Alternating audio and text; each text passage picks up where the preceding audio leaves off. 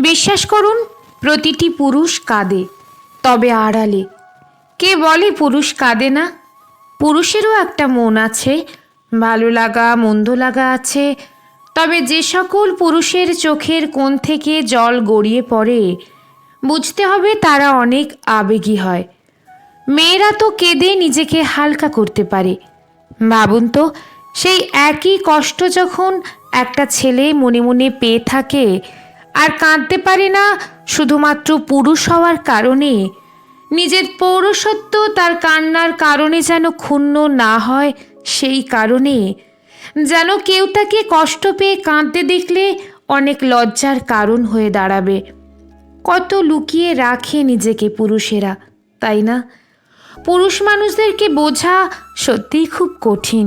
কখনো দেখবেন এই পুরুষগুলোকেই বাচ্চার মতো গুটিয়ে মায়ের কোলে মাথা রেখে শুয়ে থাকতে, হয়তো কোনো এক কঠিন না বলা কষ্টকে ভুলতে, যা অন্য কাউকে বলা যাবে না। আমার বাবাকে দেখেছি সকাল থেকে সন্ধ্যা অবধি হাড় ভাঙা খাটুনি করে মাঠে ফসল উৎপাদন করতে, আমাদের প্রয়োজন মেটাতে। নিজের প্রয়োজনীয় জিনিস না কিনে বছরের পর বছর একটাই তুলে রাখা জুতো আর শীতের পোশাক পরতে, যতক্ষণ না পর্যন্ত সেটা ছিঁড়ে যায়। নতুন কেনার কথা বললে বলতো, ওটা তো ভালোই আছে, এখন না কিনলেও চলবে। অথচ আলমারি ভর্তি আমার আর ভাইয়ের সকল পোশাকই তো বাবা কিনে দিত। মুখ ফুটে কিছু চাওয়ার আগেই সামনে এসে যেত। সেও তো একজন পুরুষ, যে নিজের শখ আহ্লাদ সন্তানের এবং পরিবারের জন্য জলাঞ্জলি দিয়েছে। সব বাবারা বোধহয় অনেকটা এমনই হয়। এমন অনেক পুরুষ মানুষ আছে যারা তাদের বোন বা দিদি কলেজ থেকে ফিরতে দেরি হলে চিন্তিত হয়ে বারবার ফোন কল দেয়, এগিয়ে আনতে চায়, যাতে কোনো দুষ্ট মানুষের খপ্পরে না পড়ে।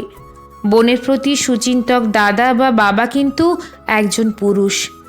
আবার কিছু প্রেমিক পুরুষ আছে যারা তার স্ত্রী বা প্রেমিকার অন্তর্বাস দেখা গেলে তা সযত্নে ঠিক করে দেয়, তার প্রেমিকাকে সযত্নে গন্তব্যে পৌঁছে দেয়।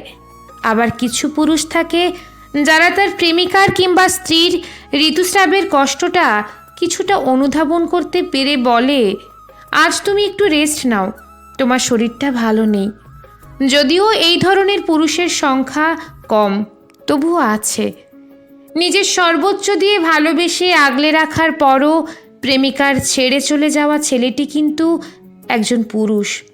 সযত্নেই কষ্টটাকে বুকের ভেতর লুকিয়ে রেখে অবিরাম সব কর্তব্য দায়িত্ব পালন করে চলেছে হাসি মুখে। বিচ্ছেদের জ্বালায় জর্জরিত ছেলেটি কিন্তু আড়ালে কাঁদে, কেউ বোঝে না তার কষ্টটা। তাই বুঝতে শিখুন, পুরুষেরাও কাঁদে।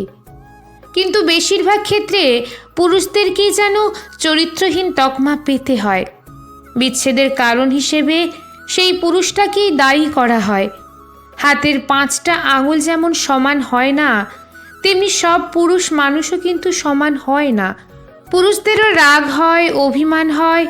একতরফা ভালোবেসে যাওয়ার পর, নিজের সমস্ত কর্তব্য করার পর কাছের মানুষগুলো তাকে একটু বুঝুক, এই প্রতিদান চায়।